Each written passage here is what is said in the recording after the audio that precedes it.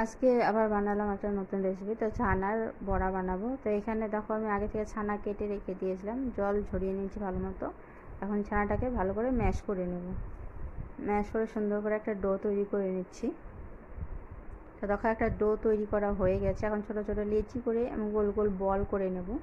তো লেচিগুলো করে নিয়েছি। তো আমার সাথে আমার ছেলেও করছে, বলছে মা দাও আমি একটু গোল গোল করবো।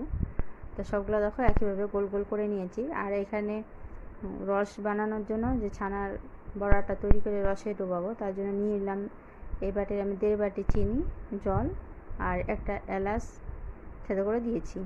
তো একটু চিটচিটে ভাব হয়েছে, আমি গ্যাসটা অফ করে দিয়েছি। আর এখানে দেখো কড়াই গরম করেছিলাম, সাদা তেল দিয়ে আমি এখন বড়াগুলো ভেজে নেবো। তেলটা গরম হয়ে গেছে, এখন আমি বলগুলো দিয়ে দিচ্ছি।